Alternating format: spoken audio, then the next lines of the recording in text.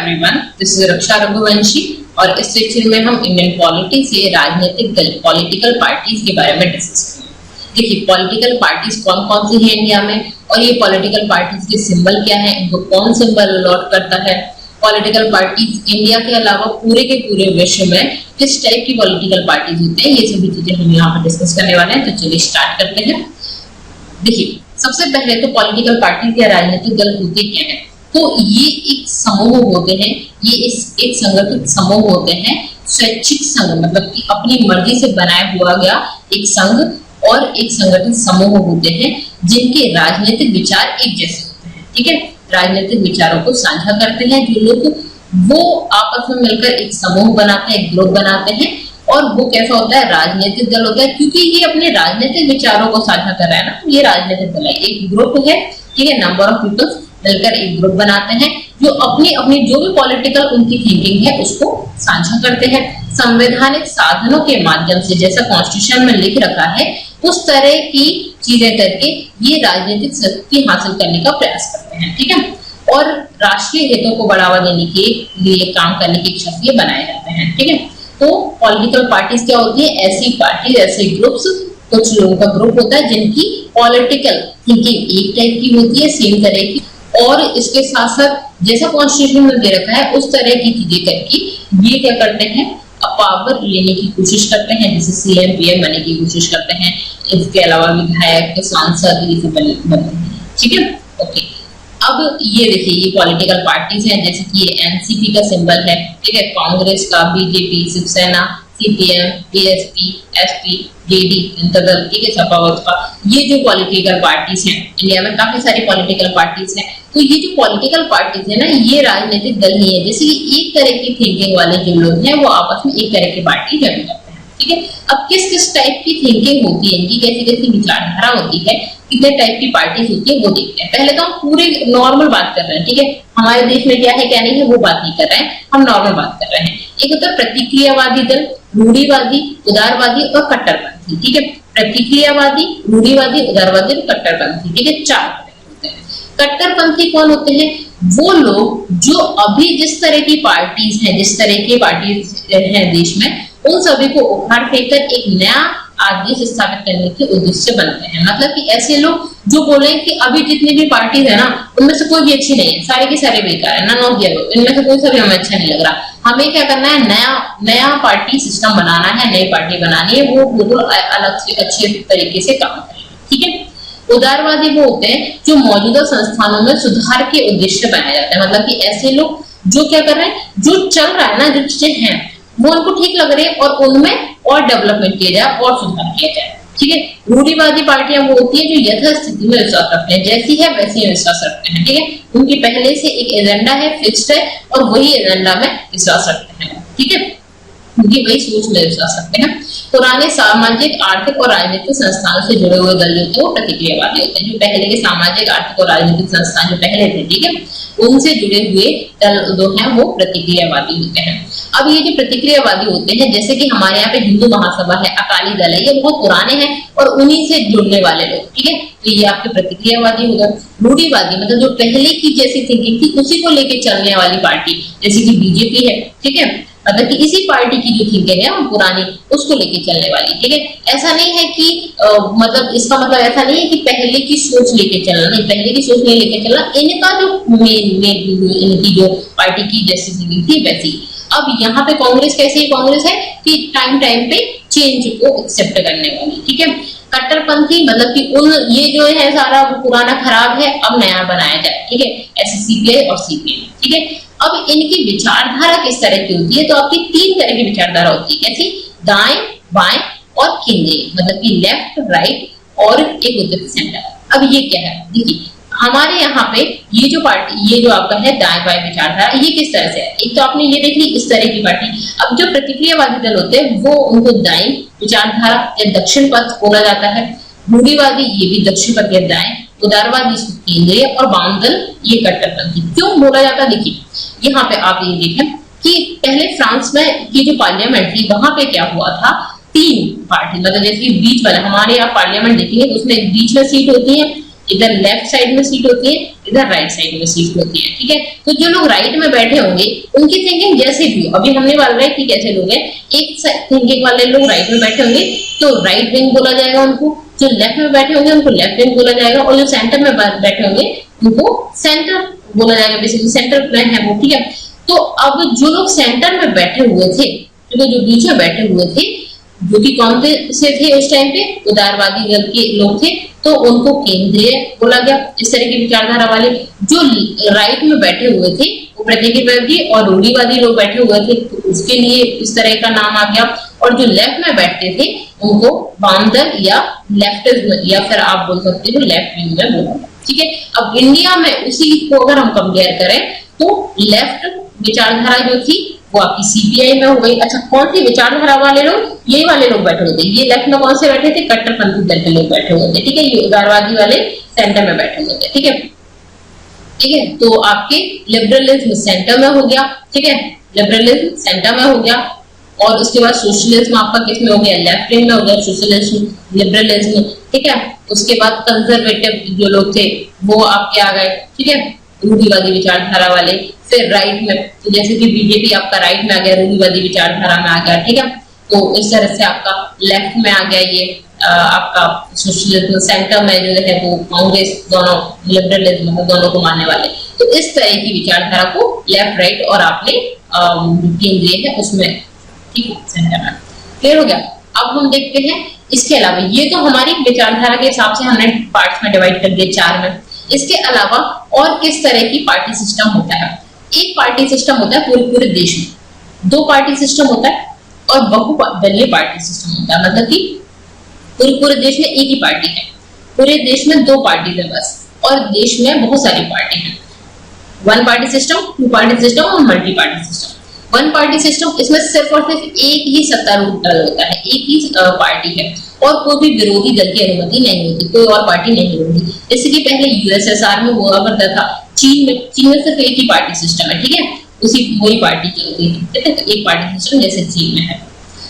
2 party system कहाँ पे है? जैसे कि जिसमें 2 प्रमुख दल होते हैं, जैसे अमेरिका में है, ब्रिटेन में है, तो 2 पार्टी सिस्टम है। यूके में, ब्रिटेन में और अमेरिका में 2 पार्टी सिस्टम, सिर्फ 2 ही पार्टी है, या तो ये वाली पार्टी या ये वाली, ठीक है। बहुदलीय पार्टी या मल्टी पार्टी सिस्टम, बहुत सारी पार्टी होती है उसमें। इस प्रणाली में कई सारे राजनीतिक दल होते हैं जो कि गठबंधन सरकारों को जन्म देते हैं, जैसे कि भारत में है, फ्रांस में है, स्विट्जरलैंड में है, ठीक है। यहाँ पे बहुत सारी पार्टी है, मल्टी पार्टी सिस्टम है, काफी सारी पार्टी है। अब ये काफी सारी पार्टियां, देखिए एक पार्टी होगी तो उसी का कोई भी पर्सन पीएम सीएम बनेगा, ठीक है। 2 पार्टीज होंगी तो या तो इसका बनेगा या इसका बनेगा, 2 ही पार्टी अलाउड है। अब मल्टी पार्टी सिस्टम हो गया, ठीक है, बहुत सारी पार्टीज है, तो ये भी जीत सकती है, ये भी जीत सकती है, इनमें से कोई सी भी जीत सकती है। कोई नहीं जीत रहा, अब क्या होगा? अगर कोई भी नहीं जीत रहा तो मतलब सबके पास किसी जीतने के लिए क्या चाहिए? बहुमत चाहिए। किसी के पास भी बहुमत नहीं, किसी के पास भी मेजोरिटी नहीं है, कोई भी नहीं जीत रहा, तो 2 पार्टी मिलके गठबंधन बना लेती है, ठीक है। 2 पार्टी मिलके बहुमत मिल रहा है तो 2 पार्टी मिलके बना लेती है, 3 पार्टी भी मिलकर बना लेती है, 4 भी मिलकर बना लेती है, तो इस तरह से होता है। तो गठबंधन यहाँ पे होता है, इसी वजह से यहाँ पे गठबंधन दिखता है। प्लस और विपरीत शंकु संसद भी दिखती है, वो भी हम आगे देखेंगे। भारत में राजनीतिक दल की प्रणाली, ठीक है। अब भारत में कैसी, ये तो पूरे देश में, मतलब पूरे वर्ल्ड में देखी है आपने, है ना, 1 पार्टी, 2 पार्टी और मल्टी पार्टी सिस्टम। अब इंडिया में कैसा है? इंडिया में आपको दिख रहा है कैसा है, मल्टी पार्टी सिस्टम है, तो बहु राजनीतिक दल प्रणाली, बहुत सारे राजनीतिक दल है हमारे यहाँ पर। क्या रीजन है इनका होने का? ये सबसे पहला रीजन है कि हमारा देश बहुत ही बड़ा है, बहुत ही बड़ा होने की वजह से एक पार्टी से काम नहीं चल रहा। अब आप बोलोगे कि एक पार्टी से काम क्यों नहीं चल रहा? भाई चीन भी तो बड़ा है, काफी बड़ा है चीन भी, उसमें तो एक पार्टी से काम चल रहा है। तो यहाँ पे एक तो डेमोक्रेटिक कंट्री है, डेमोक्रेटिक कंट्री का मतलब होता है कि सबको अपने अपने हिसाब से चलने की चलते हैं, सब चल सकते हैं अपने हिसाब से। और डेमोक्रेटिक होने के साथ साथ हमारा जो समाज है वो कैसा है, विविधतापूर्ण समाज है। हमारे यहाँ मुस्लिम है, हिंदू है, ठीक है, और जो पार्टीज बनती है वो धर्म के आधार पर बनती है, ठीक है। हमारी पार्टीज, अच्छा हमारे यहाँ ये बोला जाता है कि जो गवर्नमेंट बन रही है उसका अपना कोई धर्म नहीं है, बिल्कुल नहीं है, ये तो सच्चाई है। लेकिन जो पार्टीज है ना वो धर्म के हिसाब से, जैसे कि आप देख रहे हैं हिंदू पार्टी है, ठीक है, तो या बीजेपी है, बीजेपी जनरली बोलने के लिए नहीं है लेकिन हिंदू को सपोर्ट करती है, ठीक है। कांग्रेस इस तरह से काफी हद तक मुस्लिम सपोर्ट पार्टी है, ठीक है। तो इस तरह से समाज काफी हमारा विविधतापूर्ण समाज है और इसी वजह से यहाँ पे बहुत सारी पार्टीज है। इसके साथ साथ हमारे यहाँ सार्वभौमिक वैश्विक मताधिकार यूनिवर्सल एडल्ट फ्रेंचाइज है, मतलब कि 18 साल से ज्यादा के लोग वोट दे सकते हैं और 25 साल से ज्यादा के लोग इलेक्शन में पार्ट ले सकते हैं, ठीक है। 21 साल में आप म्यूनिसिपैलिटी और जो हमारी ग्राम पंचायत वगैरह है इनके लिए कर सकते हैं, चुनाव लड़ सकते हैं, ठीक है। तो ये जो है इस वजह से भी हमारे यहाँ पे मल्टी पार्टी सिस्टम है, ठीक है। बहुत सारे लोग का वैश्विक मताधिकार है। उसके बाद भारत में दुनिया की सबसे ज्यादा राजनीतिक दल है, ऑब्वियस है, ठीक है। सबसे ज्यादा राजनीतिक दल है हमारे यहाँ पे, ठीक है। अब इसी वजह से यहाँ पे त्रिशंकु संसद मिलती है, त्रिशंकु विधानसभाएं और गठबंधन सरकारें हमें देखने को मिलती है। त्रिशंकु संसद या त्रिशंकु विधानसभाएं क्या है? तो वो विधानसभाएं तो विधान मतलब कि राज्यों में बन रही इसलिए है, संसद देश में बन रही इसलिए है। अब त्रिशंकु का मतलब क्या होता है? मैंने बताया कि दो पार्टी मिलके क्या बना रही है, सरकार बना रही है, गठबंधन कर रहे हैं, ठीक है। दोनों मिलके आपस में मिलके उसको क्या बोला हमने? गठबंधन बोला। अब दो से मिलकर भी अगर हमारे यहाँ मेजोरिटी नहीं बन रही है, दो पार्टी मिलकर भी बहुमत नहीं बन रहा है, जैसे कि देखिए दो मेन पार्टी है, एक हमने बोल दिया बीजेपी और एक हो गई कांग्रेस, ठीक है। तो बीजेपी कांग्रेस दो मेन पार्टी हो गई, बाकी और भी पार्टीज हैं। अब ना बीजेपी के पास बहुत स्पेशल मेजोरिटी है, मतलब कि बहुमत है, और ना ही कांग्रेस के पास बहुमत है। तो अब क्या करेगी? बीजेपी किसी और पार्टी से सपोर्ट ले लेगी, ठीक है। किसी और पार्टी से सपोर्ट लेने के बाद भी नहीं बन रहा है, कांग्रेस का भी नहीं बन रहा है, तो दो तो ऑलरेडी मिले हुए हैं। अब किसी तीसरी पार्टी से जाके मिल रहे हैं तो उसको बोलते हैं त्रिशंकु संसद, ठीक है। इस संसद में भी हो सकती है और राज्य की विधानसभा में भी हो सकती है। तो ऐसी स्थिति जिसमें किसी विशेष राजनीतिक दल या पहले से मौजूद जो गठबंधन है उसके पास संसद में विधेयकों का कोई बहुमत नहीं है, तो वो और दूसरे के पास जाके मिल जाएगा, ठीक है। त्रिशंकु संसद बोलते हैं। अब देखते हैं यहाँ पे सारी की सारी प्रमुख एक मुख्य पार्टी प्रणाली। ये तो आपने देखा कि इंडिया में आपको क्या देखने को मिलता है? बहु राजनीतिक दल प्रणाली मिलती है। इसके अलावा और भी चीजें हमें देखने को मिलती है, जैसे कि हमारे यहाँ एक अगर पार्टी तो बहुत सारी है लेकिन एक प्रमुख पार्टी प्रणाली है, ठीक है। एक प्रमुख पार्टी किस तरह से देखने को मिली? आप एक मेन पार्टी और बाकी सारे नॉर्मल है, मतलब चल तो रही है लेकिन जीतने का सिर्फ एक ही का चांस है या उसके बराबर पे आने की भी चांस नहीं है बाकी की। तो भारत में राजनीतिक परिदृश्य में लंबे समय तक कांग्रेस का वर्चस्व था। स्टार्टिंग में कांग्रेस सबसे ज्यादा ऊपर थी, बाकी जैसे कि ये हिंदू महासभा है और अकाली दल है, ये दोनों बहुत छोटी छोटी पार्टी थी, कोई मतलब ही नहीं था इनका, ठीक है। बाद में 1967 के बाद से जनता दल आया, ठीक है, जनता दल और बीजेपी आई 1991 में। तो ये क्या हुआ? ये जो क्षेत्रीय दल थे ये धीरे धीरे ये बढ़े और इनके बढ़ने के बाद धीरे धीरे कांग्रेस नॉर्मलाइज हुई, मतलब कि उसमें कमी आई, ठीक है। तो बहुदलीय व्यवस्था हमारे यहाँ पे बनी। स्टार्टिंग में पार्टीज तो थी, धीरे धीरे और पार्टियों का उदय हुआ, ये बनी। इनके बनने के बाद जब कांग्रेस जो थी वो उसका जो एक पार्टी सिस्टम था ना पूरे देश में क्षेत्र राज्य, वो धीरे धीरे कम हुआ, ठीक है। लेकिन स्टार्टिंग में सिर्फ एक ही पार्टी प्रमुख थी हमारे यहाँ पे, ओके। अब स्पष्ट विचारधारा की कमी, हमारे यहाँ पे इंडिया में स्पष्ट विचारधारा की कमी है। जैसे कि बहुत सारे लोग अपनी अपनी पार्टी बना रहे हैं लेकिन पार्टी बनाने में उनकी कुछ विचारधारा तो होनी चाहिए। जैसे हमने देखा लेफ्टिज्म, ठीक है, इसी तरह से हमने सोशलिज्म देखा, तो ये उनकी विचारधारा थी, है ना। अब हमारे यहाँ पे इस विचारधारा की कमी क्यों देखने को मिलती है? हमारे यहाँ पे कुछ ही पार्टी है जैसे कि बीजेपी और दो कम्युनिस्ट पार्टी है सीपीआई और सीपीएम। इन दोनों को छोड़कर बाकी सभी जो पार्टीज है ना उनमें स्पष्ट विचारधारा की कमी है।